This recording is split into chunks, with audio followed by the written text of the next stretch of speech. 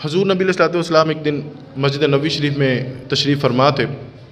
बुखारी शरीफ की हदीस, हज़रत अबू हुरैरा रवायत करते हैं कि कुछ औरतें आई मदीना शरीफ की, या रसूल अल्लाह, या रसूल अल्लाह, दुरूद शरीफ पढ़िए, सल्लल्लाहु, थोड़ा सा बुलंद बोल लीजिए, सल्लल्लाहु।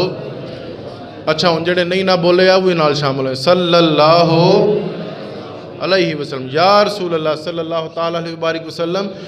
मर्द तो हमसे आगे निकल गए नेकियों में, मर्द तो हमसे आगे निकल गए। हुजूर फरमाने लगे वो कैसे? औरतें फरमाने लगी, औरतें कहने लगी, या रसूल अल्लाह वो तो जिहाद पर भी जाते हैं, नमाज़ें भी पढ़ लेते हैं, हमारे कुछ अयाम होते हैं 7 जिसमें हम नमाज़ें नहीं पढ़ सकते, कुरान मजीद को हाथ नहीं लगा सकते, तो हमारे लिए क्या हुक्म है? वो तो हमसे आगे निकल गए। शौक़ था ना नेकियों का, शौक़ होता पैसे कमाने का तो फिर सवाल और होने थे हम जैसे, लेकिन शौक़ था नेकियां कमाने का। या रसूल अल्लाह मर्द तो हमसे आगे निकल गए।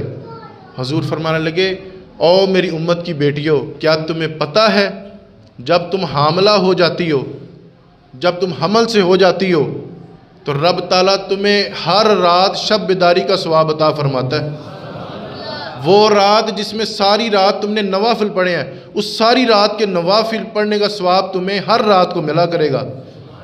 हुजूर फरमाने लगे, जब तुम बच्चा जनती हो, जब तुम बच्चा पैदा करती हो, वो जो तकलीफ़ से तुम निकलती हो, रब ताला तुम्हें उस मुजाहिद के जितना सवाब अता फरमाएगा जो जिहाद पर गया हुआ है।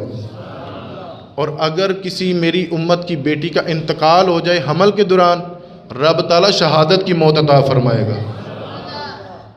नेकियों का शौक़ था ना, नेकियों का शौक़ था। हज़रत अबू दरदा रदी अल्लाह ताला अन्हु से बड़ी अजीब एक रवायत मिलती है, आप ज़रा मतन समझिएगा और इसकी ज़रा लज्जत लीजिएगा, अल्लाह करे आपको समझ आ जाए मेरी बातें। चले आमीन तो कह दीजिए।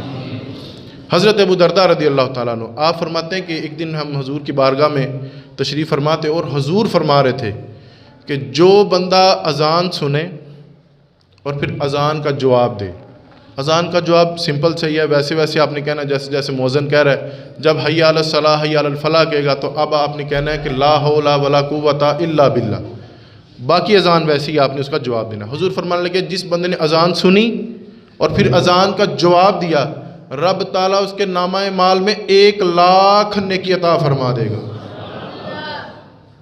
1 लाख नेकी। आपके अकाउंट में गलती से 1 लाख रुपया आ जाए, वापस करोगे? नहीं रहता थोड़ा, हालांकि गलती से आया, लेकिन यहाँ पर अब चूंकि वो दुनियावी पैसा है ना, हुजूर फरमा रहे हैं कि अगर तुम अज़ान का जवाब दो उसी तरह से, रब ताला तुम्हें 1 लाख नेकी से नवाजेगा। हज़रत अबू दरदा उठे, अब ये वजीफ़े की बात थी ना, कोई कमेटी निकली होती तो हम तो कमेटी की खबर तो सबसे पहले अपनी अहलिया को देते हैं, लेकिन ये नेकियों का मामला था। हज़रत अबू दरदा उठे, घर गए, अपनी अहलिया से कहने लगे, हुजूर आज फरमा रहे थे कि जो बंदा अज़ान के बाद अज़ान का जवाब दे, रब ताला 1 लाख नेकी अता फरमाएगा।